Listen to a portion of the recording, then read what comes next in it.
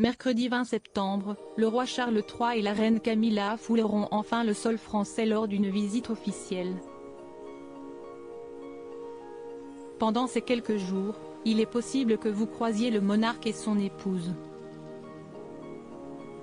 Pour être sûr de ne pas faire de faux pas en leur présence, voici quelques règles protocolaires à suivre.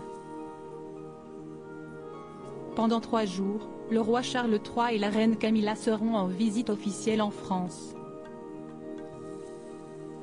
Ils débuteront leur visite d'État mercredi 20 septembre et même si un grand protocole de sécurité sera déployé lors de ce séjour, il est possible qu'au détour d'une rue vous croisiez le roi et la reine d'Angleterre.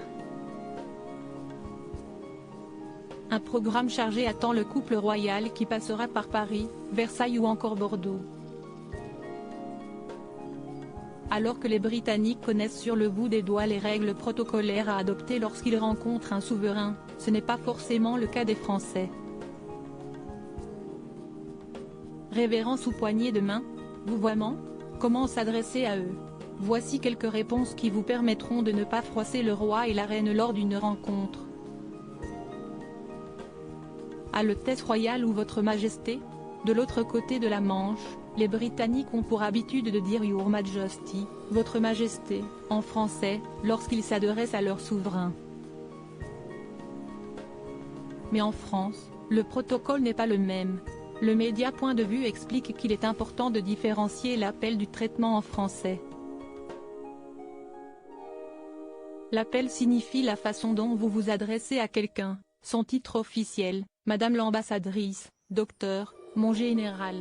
Quant au traitement, il est la façon dont vous parlez de cette personne dans le cours d'une phrase, Votre Excellence, Votre Altesse.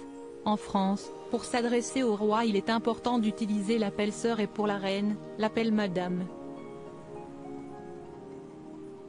Si vous avez besoin de parler du monarque et de son épouse au sein d'une phrase, il faut utiliser le traitement Votre Majesté pour les deux. Quant à Altesse royale, ces termes ne doivent pas être utilisés lorsqu'il s'agit d'un roi ou d'une reine. Poignée de main ou révérence? Même si vous croisez les souverains par hasard, il ne sera pas si simple de leur adresser la parole. Habituellement, pour entamer une discussion avec le roi et la reine, il faut avoir été présenté avant. Lorsque c'est chose faite, pas besoin d'en faire trop. Oubliez le baise-main et les révérences plongeantes, courbées en deux, tout comme la poignée de main, ce n'est pas nécessaire. Pour les saluer, il est plutôt conseillé de sourire et d'incliner légèrement la tête vers l'avant. Un geste que les Britanniques appellent tout beau qui se traduit par incliner la tête, précise Stéphane Bern pour Paris Match.